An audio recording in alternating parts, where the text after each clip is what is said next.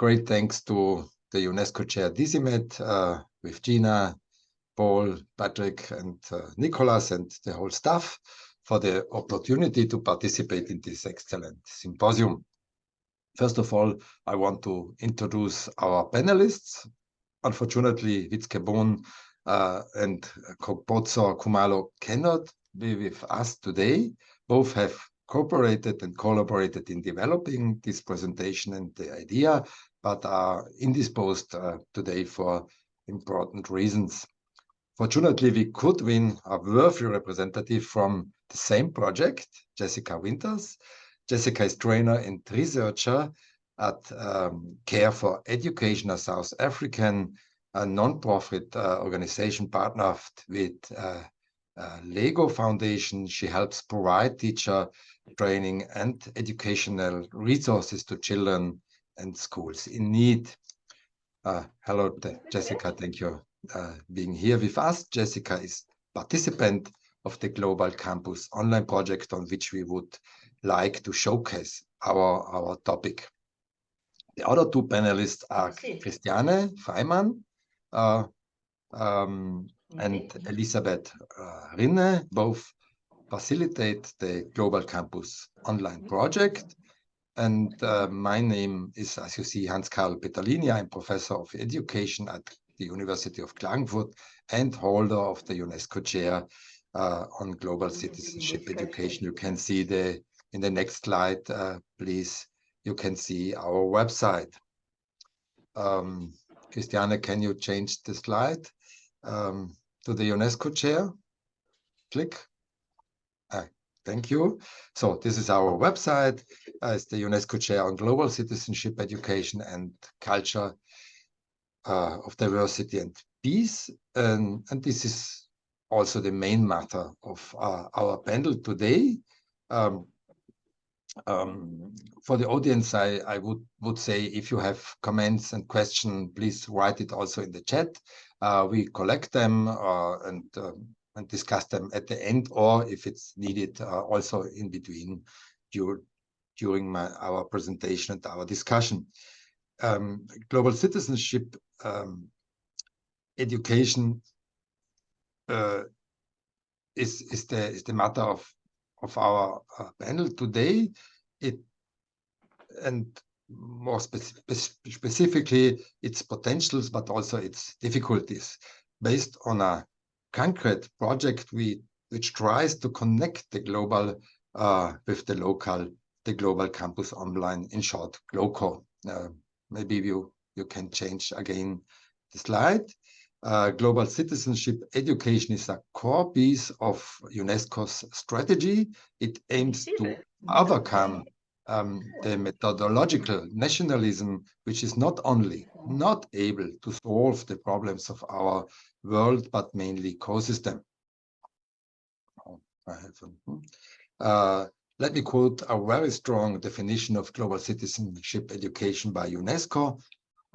While the world may increasingly interconnected, human rights violations, inequality, and poverty still threaten peace and try sharing it with you, because then I'm going to lose it. No, I'm still rather just watch. There are some interferences. Okay, thank you. Global citizenship education, I'm going further with the quote, is UNESCO's response to these challenges.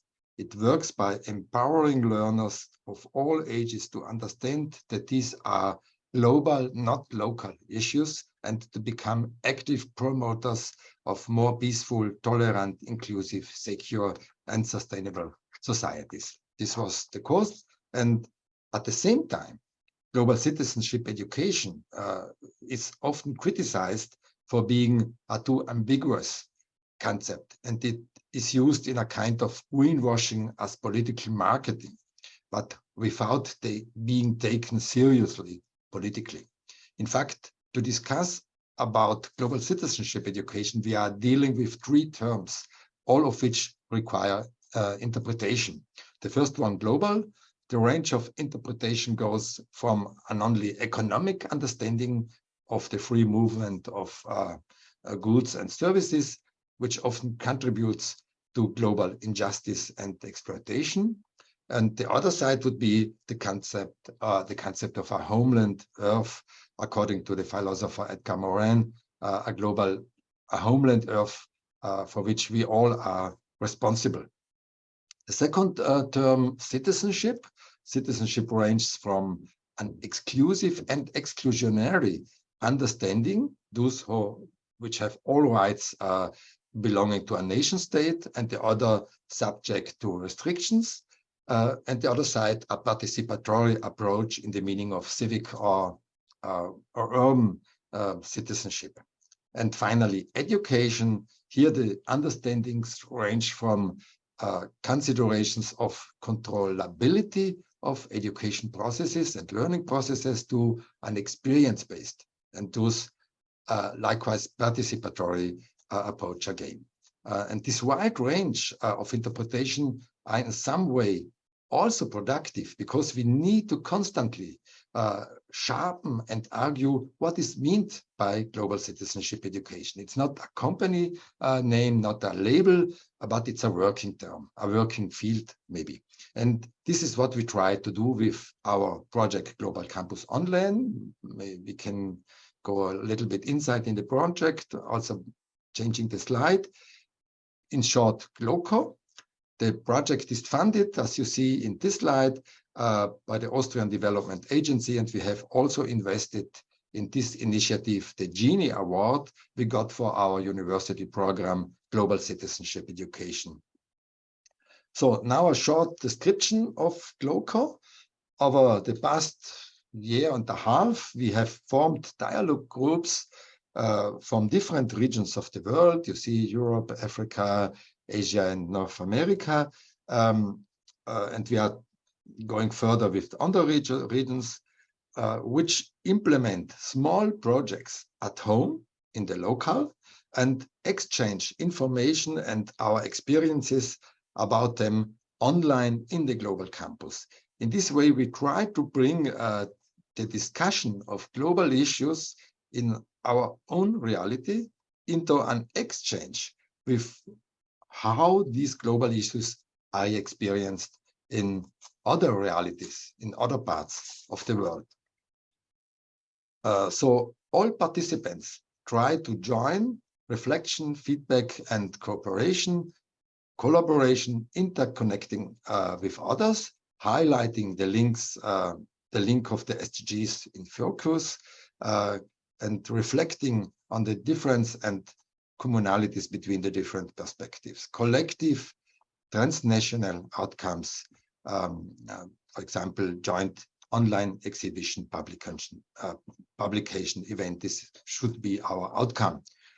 By this, we try to practice global citizenship education by acting in the local and reflecting it in a joining global connectedness.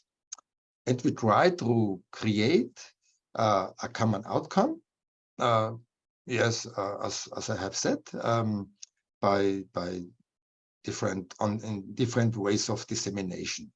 But now we go in deeper in the discussion, passing from the explanation to the practice, and so we would enter in the panel discussion. I again remember you, the audience, if you have questions, if you want to do comments, please do it in the chat, and we collect them and would discuss them in the panel or at the end or in between. Christiane, Elisabeth, who wants to begin? Maybe Christiane, Chris, if you can tell us how was the beginning of this project? How did you start building up the network we see on this slide? Yes, thank you very much also for the introduction. Welcome everybody. I've been in the project since the very beginning, and in the beginning, starting up a global network, we started with thinking, okay, where are our global connections? Also, we looked at global project partners from the university. So we started in our section of the higher education field to connect with global partners we already know. Also, we connected with the UNESCO Chair network, where obviously with you being an UNESCO Chair, we also have like global connections we could tap into. So our main goal was to connect participants from the global north and the global south, and also participants with diverse backgrounds. So we really wanted to leave our higher education sector and to disseminate our project also like into other contexts. So what we tried like from the beginning, that we invited our already joining participants also to disseminate in their local networks, so in their private networks, just that we get the chance to enlarge our project in other areas of expertise, I would say. So maybe I can show you just a little overview of how the project is currently looking. So currently we have 55 active participants in our network, but we are still expanding, so that there are constantly new participants joining our network. Our participants at the moment come from 17 different countries. We have 4 groups running so far, and we had 18 meetings so far. You can also see we started with the first meeting in May 2022. And our participants currently are students from diverse universities and diverse study fields. We have groups of climate activists. We have teachers in different fields, not just higher education, also like other fields of teaching and education.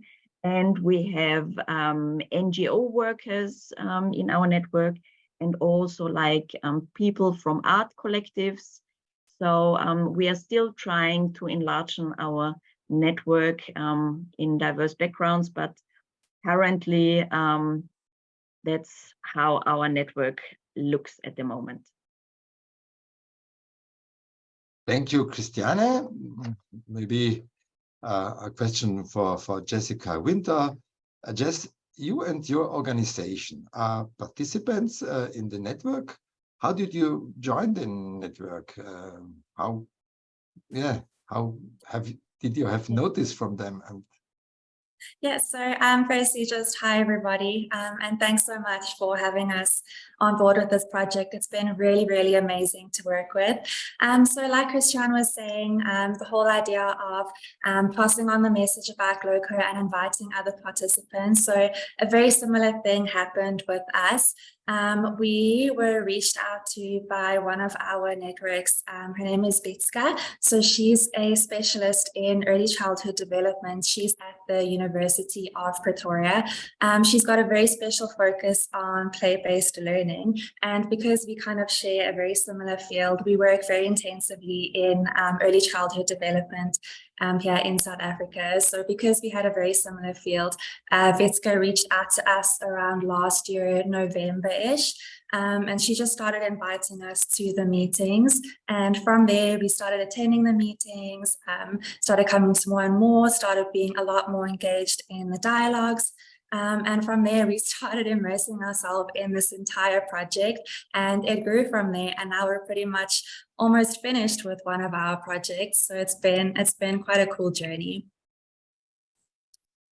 Thank you, Jessica. We will have other opportunities to speak, to go deeper in your project.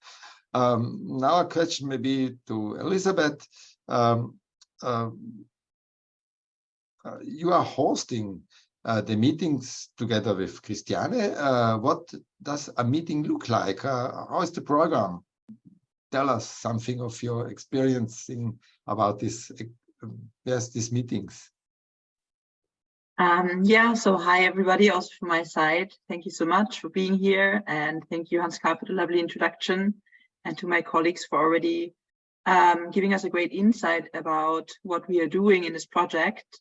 And yeah, so the meetings, we are trying to keep them like very open and with a big focus on the collaboration and the dialogue between the participants. So I would say that is the most important element for us. So we try to structure the meetings in a way that people that have never seen each other in real life, that come from very different settings, very different backgrounds, different experiences, can find some shared topics to talk about, and yeah, like a common angle kind of to talk about, maybe shared concerns, shared interests, but with different perspectives, obviously influenced by their setting, by their local setting, or by their background. So a big part of the meetings are the project presentation, like we already heard from Jess Winter. She and her colleagues, they initiated a wonderful project, and they have presented that project to their group in the Global Campus Network. And the other participants that have listened to that presentation have given them feedback, asked questions, and therefore maybe Jess can also later tell us a little bit about that, like maybe even shaped a little bit like the concrete outcome of the project, or just given like some new, yeah, kind of like some new perspective to it. And also for the other participants, it was, and for us also, who we are facilitating the groups, it was immensely valuable to hear about the project being planned, and through that project, learn a lot about the local challenges in that area that there are in the South African community where this NGO is operating, and that maybe we are not so familiar with if we are living in a different setting, but maybe also we can detect some parallels or some commonalities. So that has been very interesting. And another thing that we have been doing is try out a lot of participatory approaches. So one of this approach has been the photo voice method. You can see an example now on the screen. So you can see, like just in the upper right corner, just a representation of the meetings in general, different participants, yeah, being all together in the same Zoom meeting and talking about their work, about their fields of expertise, about questions that they have, things that concern them. And then on the bottom left corner, you can see a photo that has been taken by one of the participants and was being shared within the meeting. And the photo voice method is a method where you go out into your surroundings, into, yeah, your context with a pretty open question. So the question in that case was just like, kind of what strengths or also difficulties do you see in your community in relation to global citizenship education or the SDGs that you would like to highlight or share or talk about? And then the participant that shared the photo, and also the other participants, they showed us the photo without telling us anything about it. And then we opened the round with all the other participants, and they were able to first speak about their associations. So what they saw in the picture, what they thought it meant, and what they thought the context was. And then after that, the photographer was speaking about the picture, what was going through their mind when they took the picture. And therefore, like, we could really see, like, not just with that photo, that was about like drug, so like the context behind it was like drug problems in the community and houselessness, housing problems. And we had like a vast variety of different photos. And it was really amazing because we noticed like how we could just take one photo and have maybe an almost hour-long discussion between all the participants, where really like, they really got into exchange with each other, and they were exchanging perspectives. And maybe like, it was very interesting to see like how the same photo triggers very different associations, like of course, depending on the person themselves and their experiences, but maybe also on like how they would see that problem being like coming up in their community, or what they associate with that in regards to their context. So yeah, to summarize, one big part of the meeting is project presentations, where we have discussions around the projects that are presented. And another big part of the meetings are other participatory methods, where we try to, yeah, just kind of inspire dialogue and exchange between the participants. Yeah, thank you, Elisabeth, for this insight in how the GloCo project is working and opening discussion only via photo. It was a great summarize of this method. Maybe to both of you, Elisabeth and Christiane, what are your experiences from the meetings so far? What are the highlights and what are the challenges? Because I think it's not only easy, it sounds like very easy, bring people together from all over the world, inviting them to discuss about the photo with cigarettes and open a great discussion. But I think it's not only easy, but of course, if you can tell us a little bit from your experiences, the meetings. Yeah, well, maybe I will just start. From my side, I think one of the real great highlights for us hosting the meetings is when the participants in the discussion actually find like common ground. They don't know each other. They are sitting in very different parts of the world, and in discussion when they notice they are like-minded people. So I would say that's really one of the highlights in the meeting, just looking how that evolves and how the discussion actually moves along different once that happened, because people finding common ground and really getting into discussion. And then one of the challenges maybe also like connected to that is in the online meeting.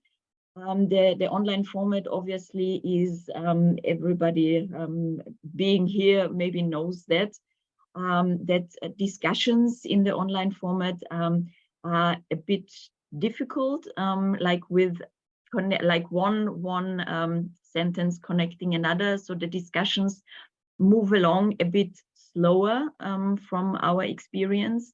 So you would need to see to leave enough time people to talk about, one person switch talking to another. So that's something that's always a bit challenging, and also like on the technical side, if something's not working, that's always a bit tricky, I would say. But yeah, maybe like Elisabeth, you want to highlight some other experiences we had? Yeah, thank you. Yeah, you already raised like most of the important points, I think. Of course, also maybe a challenge more from our side was really, it was also a learning process as we went along with the project. We were learning ourselves how to best structure that to really make the meetings so engaging that we would have and like really also being able to enable that exchange that we were hoping to achieve in a way that really the participants would have like a constant kind of commitment to participate in the project, because we were seeing some troubles with that, or maybe like not troubles, but we were seeing that, of course, because of various other commitments, yeah, that are just there in your normal work life. The participation in the meetings were varying a lot, and I think it was also like sometimes from our side, when there were like no project presentations happening, sometimes maybe the purpose of the meeting was not so clear, and for the participants, and even though we were really focused in trying to get them into exchange, into conversation, yeah, as Christiane already mentioned, it can be quite difficult in an online setting when you have never even met face to face. Yeah, to feel just comfortable speaking up in a bigger Zoom meeting or a bigger Zoom group. Maybe just one point again on the highlights. I already mentioned, like when people find common ground in the discussions, but also like what we now already know from like feedback from our participants as well, that our participants are also like interested in the context of the other participants and in their local perspectives. So I would also say that one of the highlights is also like when the participants actually get an inside look in another community, in another region of another participant, maybe sitting, I don't know, thousands of kilometers away. And really an inside look, like far beyond like some tourist information, like for example, like we have participants in Thailand and sharing perspectives from their communities, how it is living the day-to-day life. And that insight is really interesting for our participants. So I would say that's also like one of the highlights for us and for the participants when those local perspectives are shared in the group meetings. So I would say that's another highlight as well.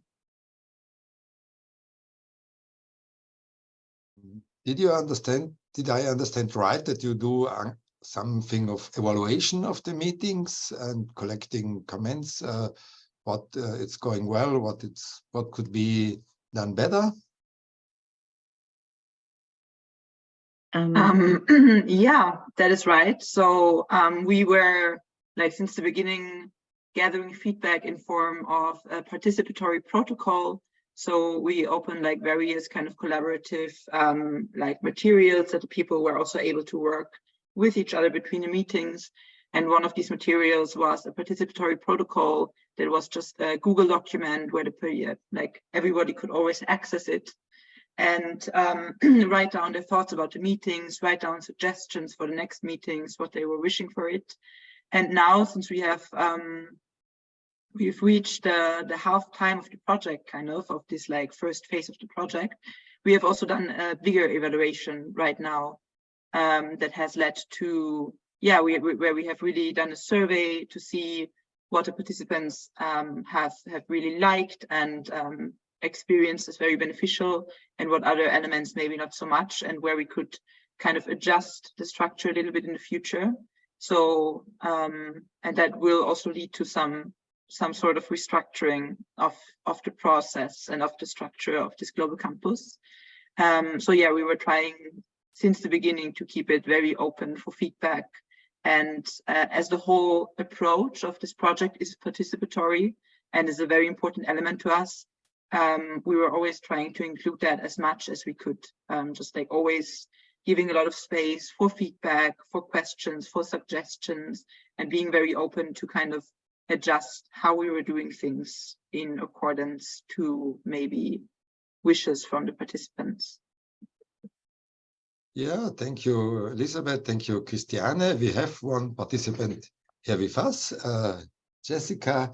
As participant, what would you say are the advantages of participating in this project for you personally, and maybe also for the organization you work for?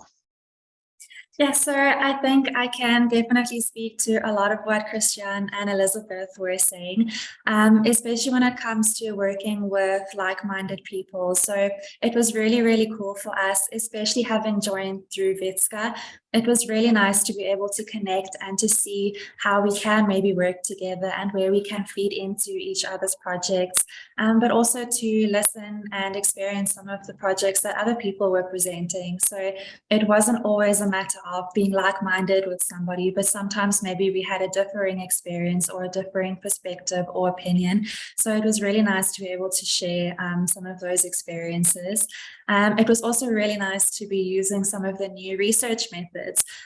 So they introduced us, and it was the first time I'd heard of photo voice, first time I'd worked with something like participatory research. So it was really nice that they managed to upload everything for us and teach us how to use these different methodologies. And everything was loaded so nicely on one platform so that we could access everything and use it and apply it to our own projects. So it was really nice to be able to use that and apply it to a professional toolkit and share that with colleagues as well. In terms of the company, I think as a nonprofit organization, it's been really nice to work with funders and to work with everybody involved with this project. It's good exposure for us to get those relationships and networks. Also really good for us as a nonprofit to be on the ground, because we know that we do a lot of work in the ECD, the early childhood development space, but we don't always necessarily get to go out and see how it's working. So this project really encouraged us to try and think of a way that we can go and see how it's working. So it really helped us kind of support our own programs and see how children are interacting with the project that we immersed ourselves in, which I'll explain a little bit more later. But it was nice to really be on the ground and experience it for ourselves, and maybe in a way that we wouldn't have necessarily thought of doing in our own capacity. But because we were introduced to these new methods and new research methodologies, then we really could use that and apply it in a different way. So thank you, Jessica. The projects, the concrete projects are a big part of GloCo, of Global Campus, and in the dialogue groups, these local initiatives and projects which participants can present in the meetings. Christiane, what goals are you pursuing with that?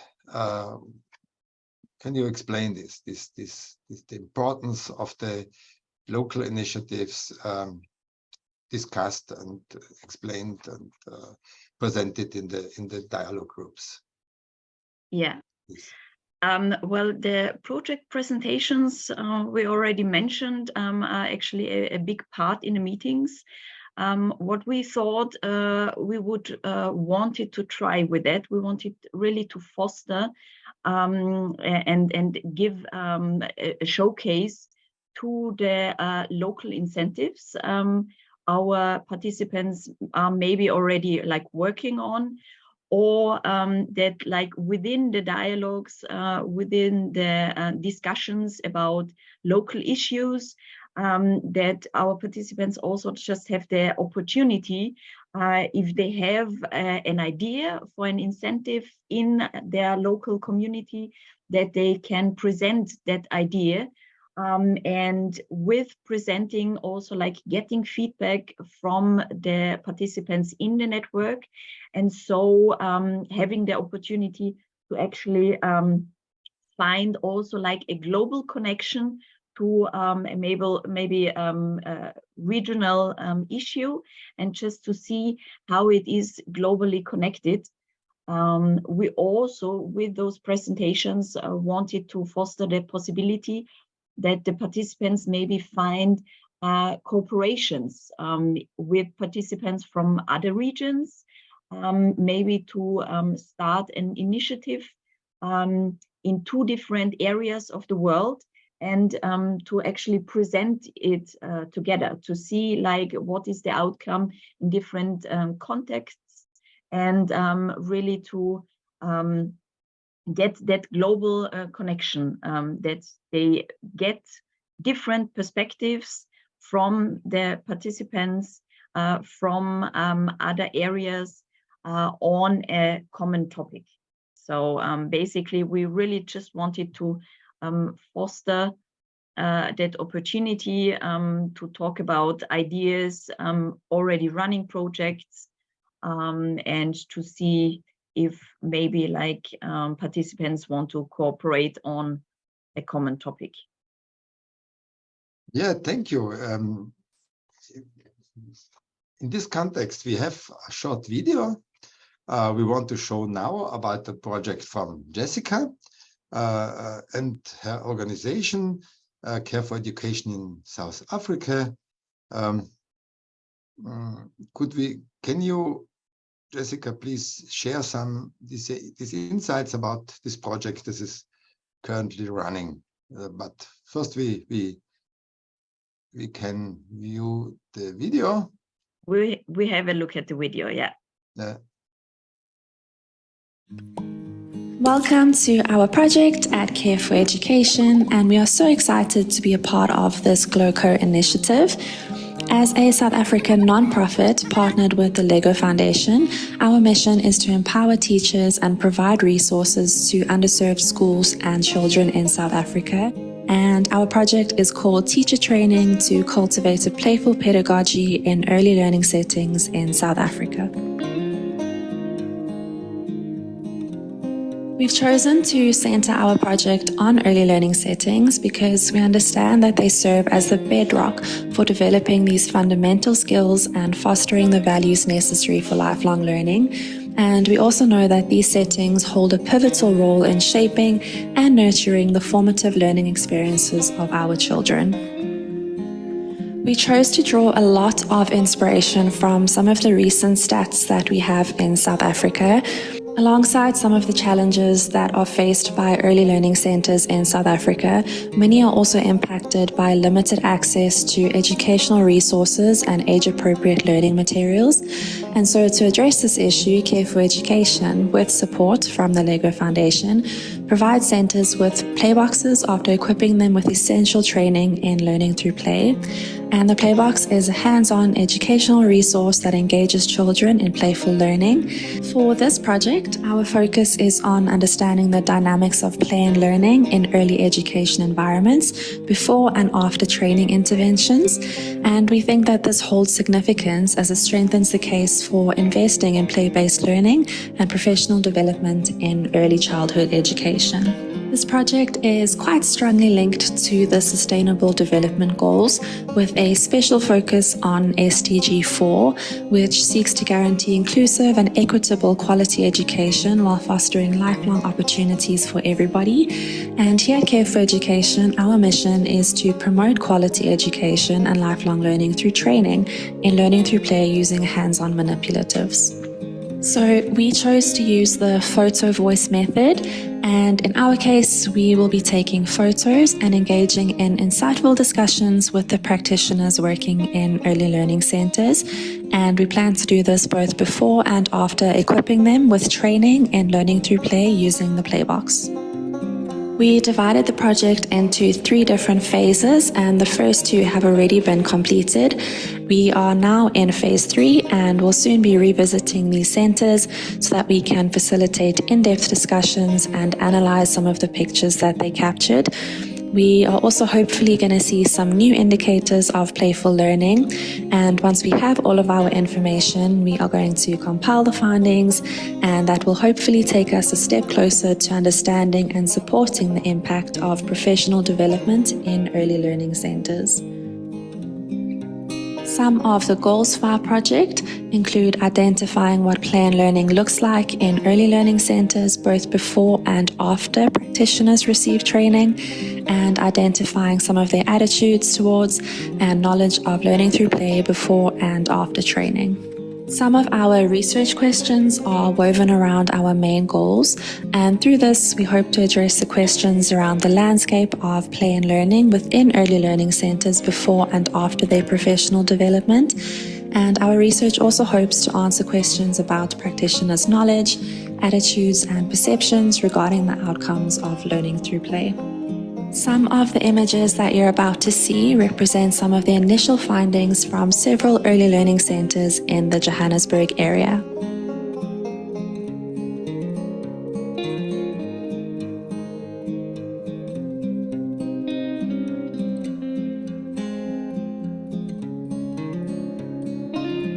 Our passion for the transformative power of play and learning remains at our core, and we would love to invite you to be part of this enlightening experience and share our findings at the DCMÉT Symposium in October.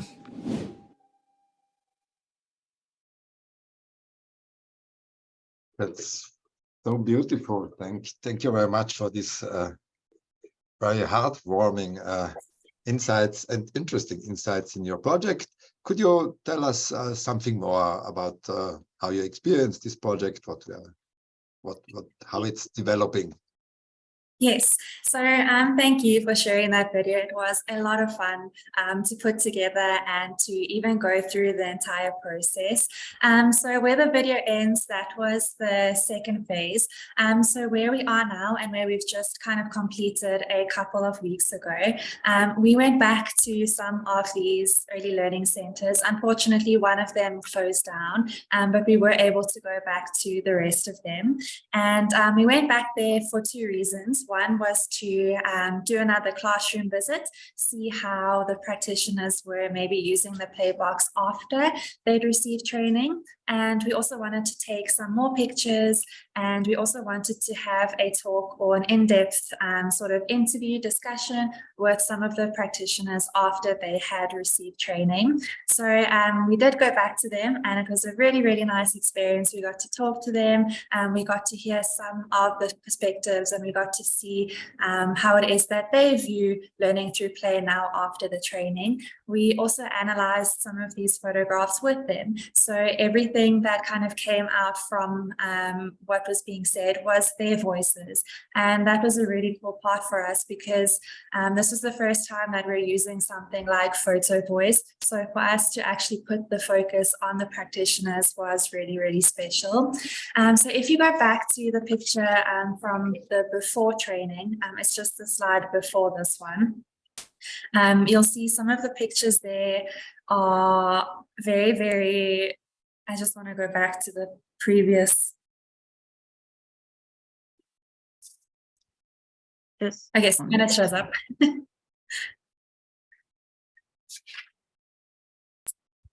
you go.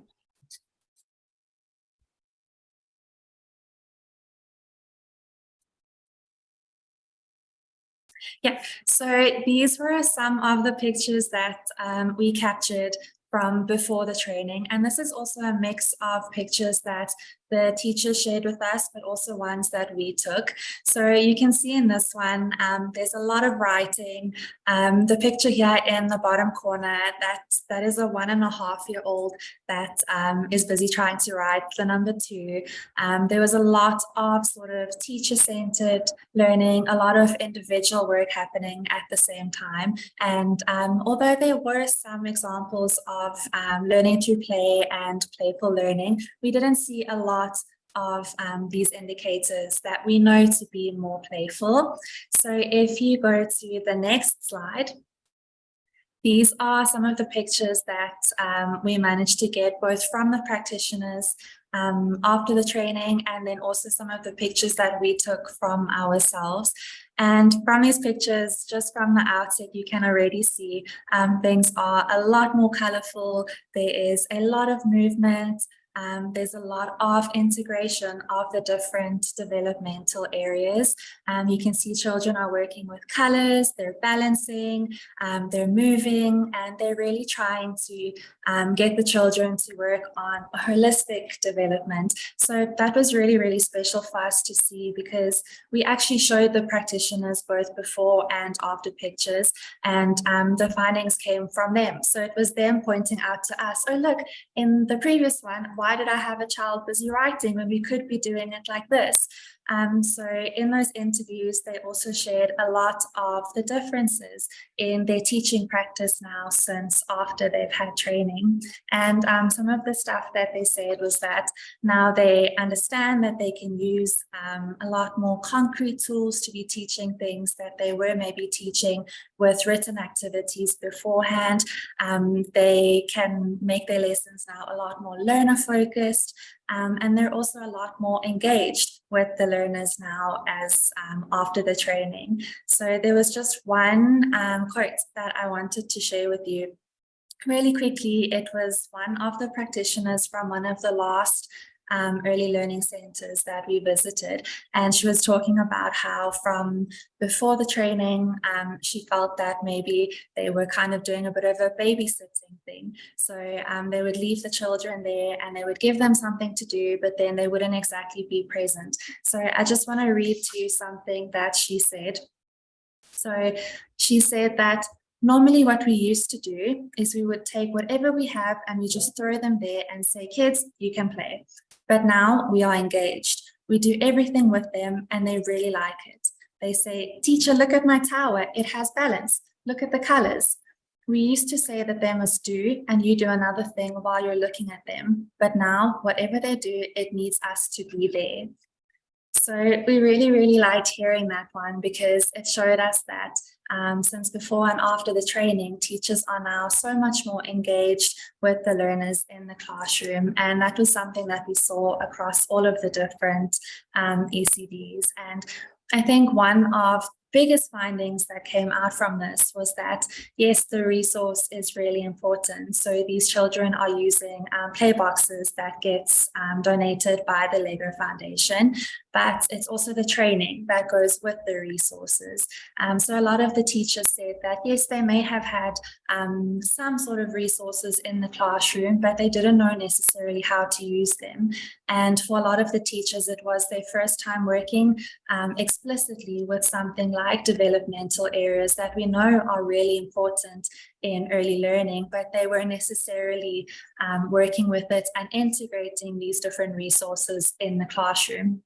So that was really, really nice for us to see how their mindsets and their attitudes had kind of changed since before and after the training. And it really showed us the importance of trying to get more teachers do in-service training and try and get more learning through play to centers just like these ones.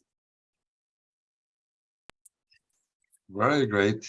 It's beautiful and wonderful what it's happening in this project. Now, maybe we have to come to a core question of this panel. Elisabeth, maybe, what do you think this Global Campus Online project means for global citizenship education? Well, that is, of course, a complex question. But as you so rightfully said, it's also a core question of the project and that we have been asking ourselves since the beginning of the project. And I would say, like, what we are doing basically is we are bringing together people from different contexts that have like their local issues, their local like problems in the community, their local like focus of work, their local like research maybe, and we bring them together in a global network and enable them to get into exchange with each other, and therefore we kind of bring this global perspective to the local topics and to the local issues. So we bring the global into the local, and also the other way around, we would say we bring the local into the global, because what kind of connects all these participants that we have in the network and what binds them all together is a very strong interest in global citizenship education, even if they would not use that term, because maybe that's not their area of expertise or research or work. All of them are really interested in quality education, into ensuring a future of the planet, of humanity that is worth living, that where it is possible to live a good life for everyone, where poverty is becoming less or being eradicated, where we are tackling climate change and the climate crisis, where we are moving more towards like social justice and all these very, very important topics that concern us as a humanity living together and sharing this planet. And I think all of the participants that are in the network in their own ways, in their own areas, maybe as researchers, maybe as NGO workers, as practitioners, as teachers, are kind of implicitly or explicitly working towards these goals in their professional lives and also in their personal lives. And by opening this network, like for bringing your local concerns, the things that you are that you're observing on a local level into a global network and discussing it globally, you can also start to see maybe kind of how these problems are connected how you can tackle maybe a global problem, so a problem that has a global scale on a local level, and also maybe how a local problem that you can primarily observe on a local level has an effect on the global scale. So I would say that is like kind of what makes this initiative a project of global citizenship education. Thank you, Elisabeth. We are slowly coming to the end of our presentation and discussion. Maybe one last look on the future of the project. The project is running till 2025.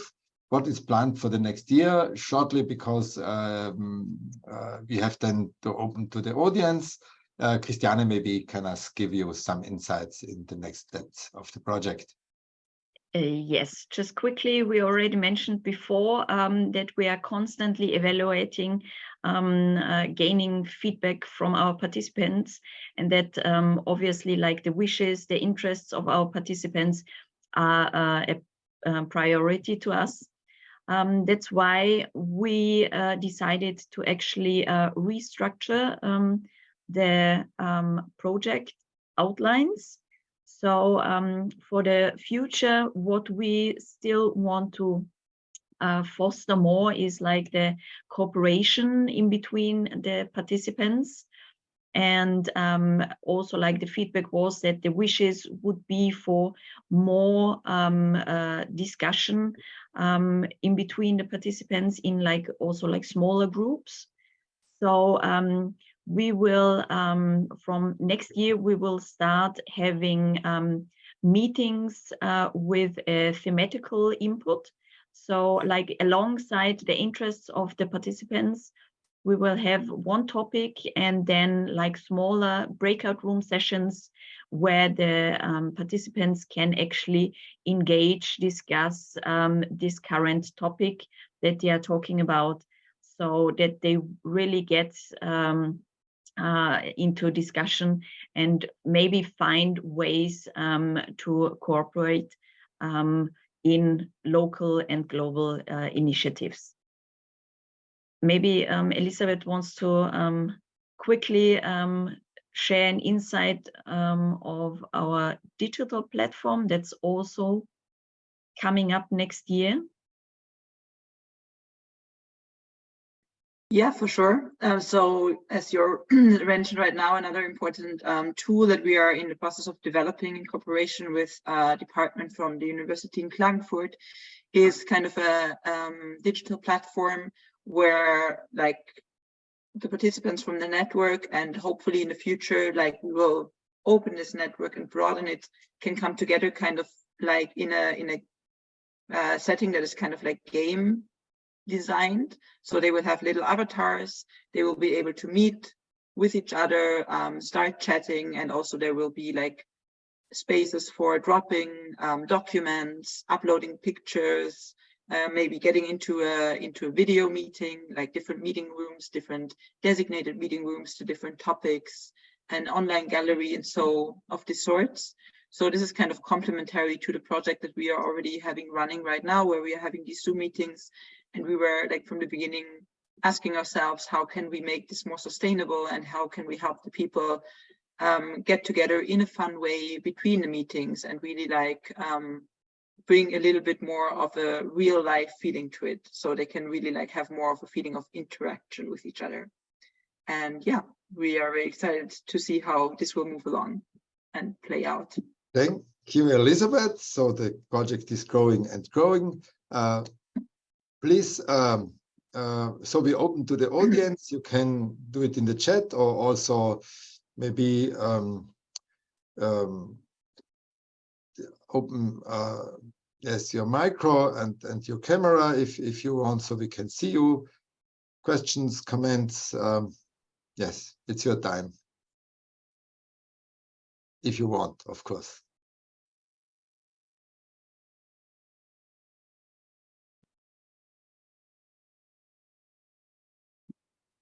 As at the moment, there aren't questions. Maybe this gamified, like maybe lightly gamified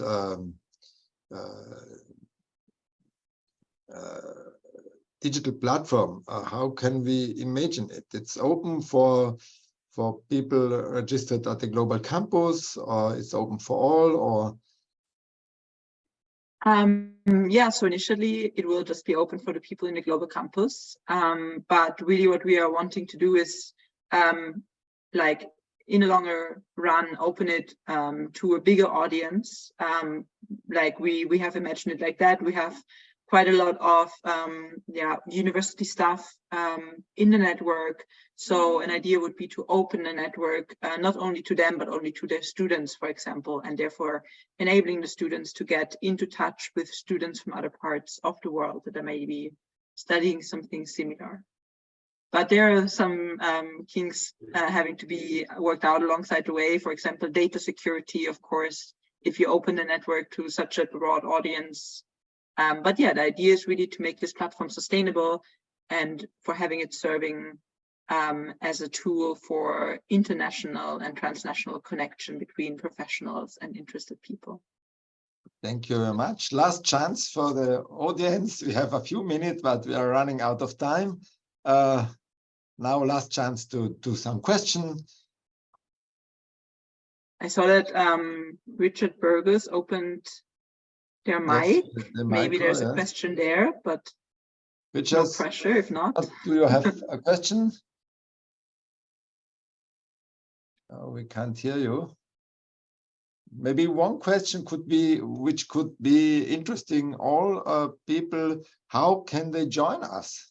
How can people interested now in the Global Campus Campus project, how can they join it? Yeah, well, maybe I pick up there.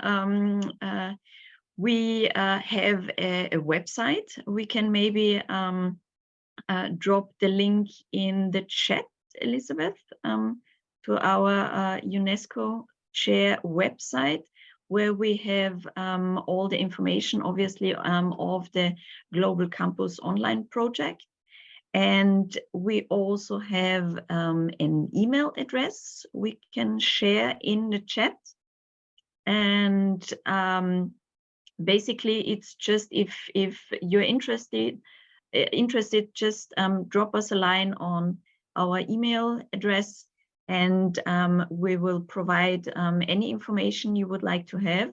And with your email contact, we have the chance to get in touch with you and invite you to our meetings. Maybe one word, our meetings will be from next year every 5 to 6 weeks.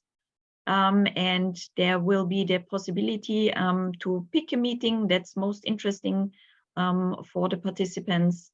And then you just register, and via the registration, you get the access to the Zoom link where you can actually attend the meetings. So that's how it works.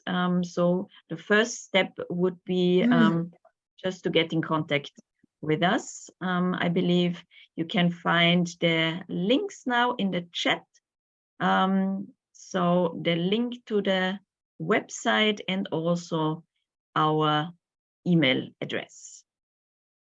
Yes, maybe for people who see this, see the video of this presentation, you can repeat it verbally.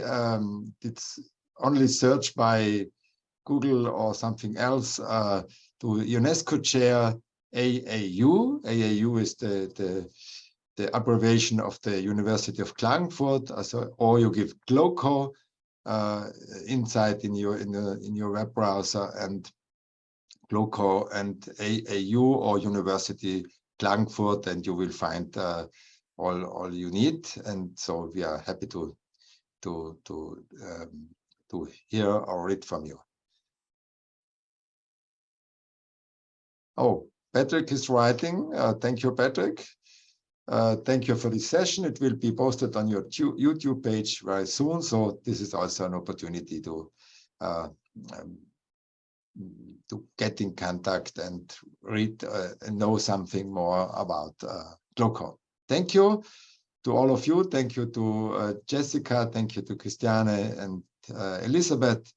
It was very, very interesting. And thank you to the audience. Thank you for being here with us. Thank you, everyone. So